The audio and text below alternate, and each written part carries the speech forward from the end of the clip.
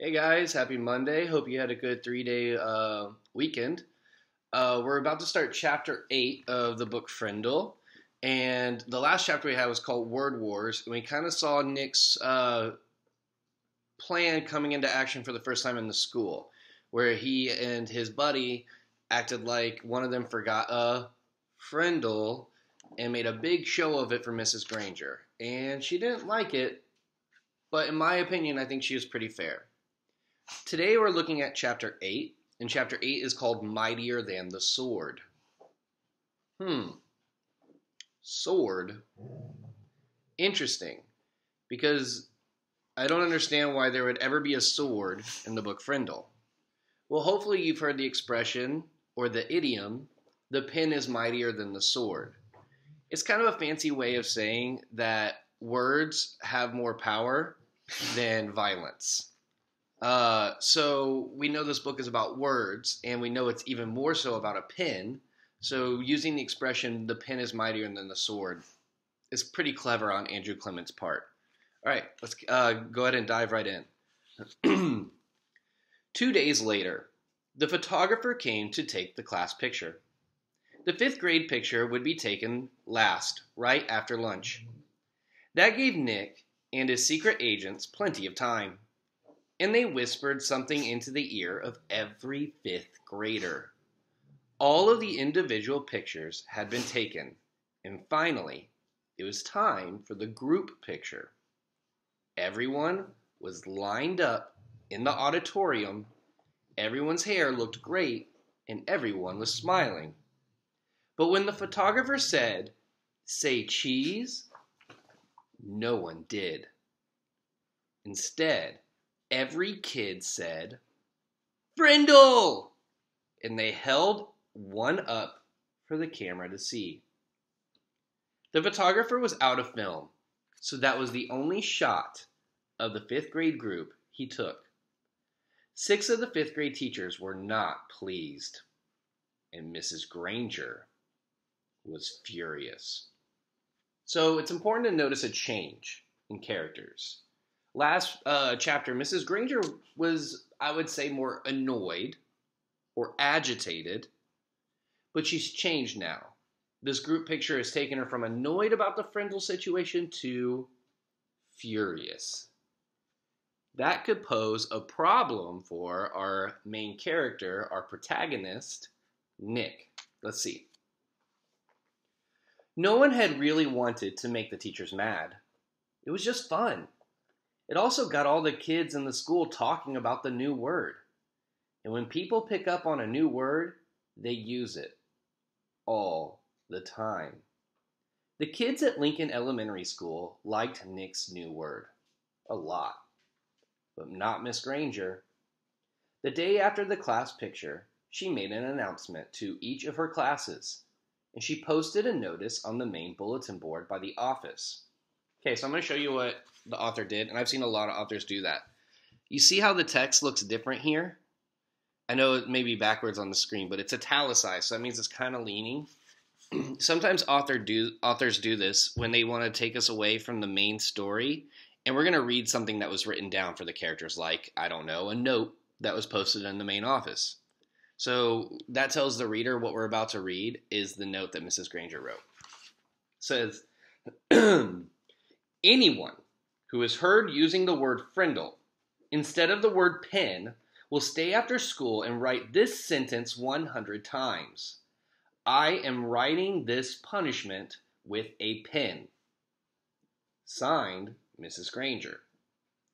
So now there's consequences for using Nick's new word. Let's keep in mind, Nick didn't want to cause problems. He didn't want to get people in trouble, but he does like trying out new ideas. However, those new ideas sometimes do come with consequences, and here's one of them.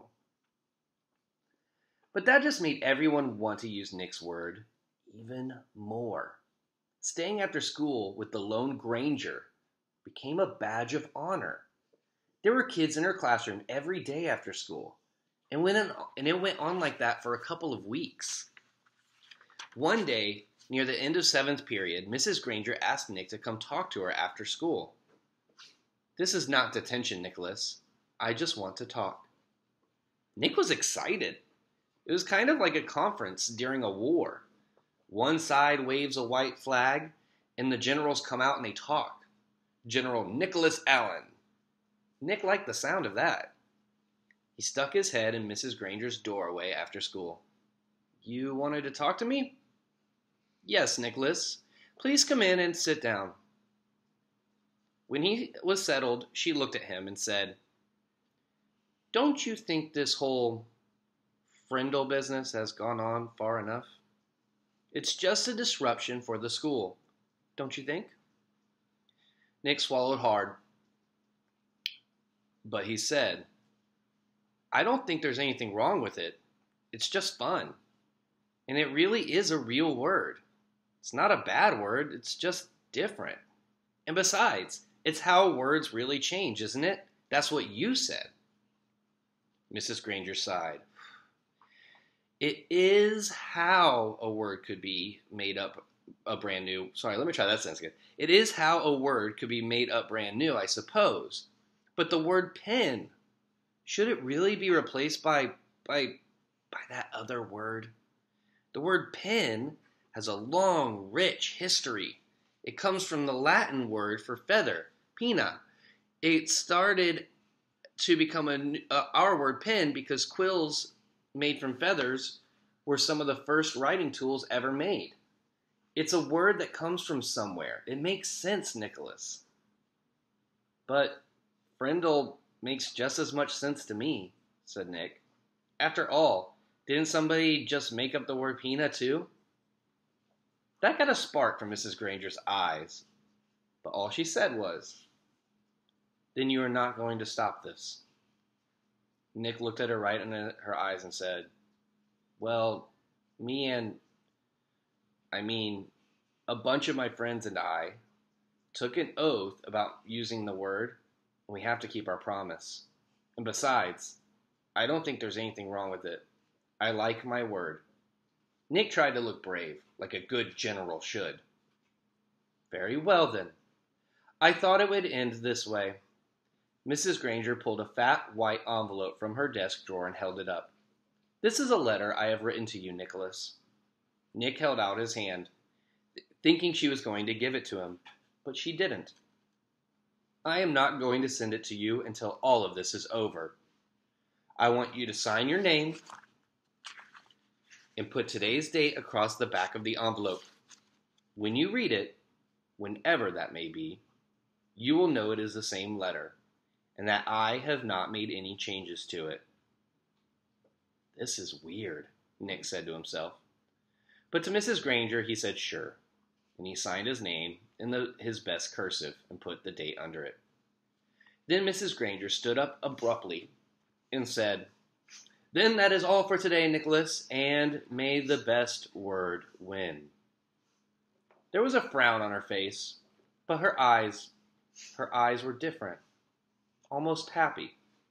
Nick was halfway down the hallway before it hit him. She likes this war, and she wants to win real bad. So before we continue, I'm going to show this illustration. We see Mrs. Granger holding out the envelope for Nick, and he's going to put his name and the date on it. She wrote this letter, and she wants him to read it once this whole word war, so to speak, is over with. But they both had good sides of that debate, didn't they? She had a side rooted in history, that words come from something. Usually in the English language, the words come from Latin roots or Greek roots.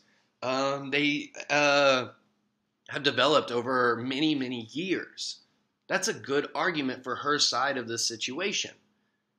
But then Nick had a really good argument too. He had a good, what's called a counterpoint. He said, well, didn't those old words just come from someone that making them up too? That makes sense. These are both good debates. I'm interested to see how this war will progress, especially now that we just learned that Mrs. Granger is having fun with it, even if it does kind of annoy her. Okay, we're almost done with this chapter. Walking to school the next day, Pete had a great idea.